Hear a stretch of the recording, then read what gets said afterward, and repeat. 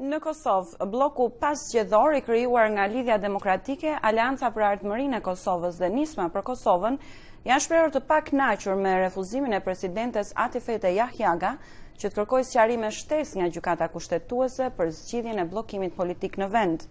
Përfaqësuesit e këtij bloku thanë se zgjidhja është në Parlamentin e Kosovës, ndërsa kritikuan institucionet e pavarura për mosveprim.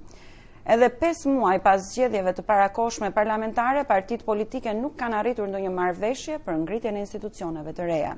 Nga Prishtina njofton korespondenti ynë Besim Abazi. Në Kosovë, ambasadori amerikan Tracy Ann Jacobson u bëri thirrje udhëheqësve politik të gjejnë një zgjidhje për tejkalimin e bllokadës politike, në cilën ndodhet vendi që nga zgjedhjet e parakohshme parlamentare të 8 qershorit. Për pak ditë mbushën 5 muaj që kur nuk është gjetur një zgjidhje për ngritjen e institucioneve të reja. So I would urge Kosovo's political leaders to put aside their differences. U bë thirrje udhëheqësve politik të Kosovës të lënë anash dallimet e tyre politike dhe të formojnë institucione sa më shpejt që është e mundur, në mënyrë që të lëvizjet përpara me çështje të rëndësishme për të ardhmen e Kosovës, tha zonja Jakobson, gjatë një veprimtarie në Prishtinë në hapje të javës për të drejtat e viktimave të krimit. Por partitë politike nuk kanë dhënë ndonjë shenjë se mund të kenë ndryshuar qasjen ndaj procesit të ndërtimit të institucioneve. Bloku politik i përbërë nga Lidhja Demokratike e Kosovës, Aleanca për Ardhmërinë e Kosovës dhe Nisma për Kosovën, kërkuan javën që lën pas nga presidentja e Kosovës Atifete Jahjaga që ajo t'i drejtohet gjykatës kushtetuese për sqarime shtesë lidhur me pikën 127 të aktgjykimit rreth postit të kryetarit të parlamentit. Me 22 gusht gjykata kushtetuese shpallit pavlefshme zgjedhjen e kryetarit të parlamentit të Kosovës në seancën e 17 korrikut dhe i njohu Partisë Demokratike të drejtën që të propozojë kryetarin e parlamentit, por kjo parti nuk ka votat mjaftueshme për të zgjedhur kryetarin. Në pikën 127 të vendimit të gjykatës thuhet se u takon deputetëve që të gjejnë një zgjidhje.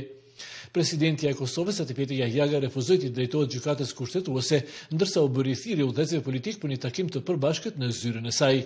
Kryetari i Aleancës për Ardhmërinë e Kosovës Ramush Haradinaj tha se zgjidhja duhet kërkuar në parlament. Ne nuk shohim rezultat nga takimi me të edhe i përbashkët të gjithë liderëve, por ne shohim rezultat në rast se presidentja kërkon nga kryesuesja me ushtru detyrën e vet që ka në bazë moshës, me thirr seancën. Pra, nuk është zgjidhja të takimi i liderëve, zgjidhja është të seanca parlamentare. Zoti Haradinaj tha se institucionet e pavarura nuk po e kryejnë punën e arbitrit që para pavarësisë së Kosovës e bën të shtefi misionit të Kombeve të Bashkuara apo dikush nga mekanizmat e tjerë ndërkombëtar. Në kohën e pas pavarësisë, arbitër është dashur me qenë gjykata kushtetuese edhe presidentja.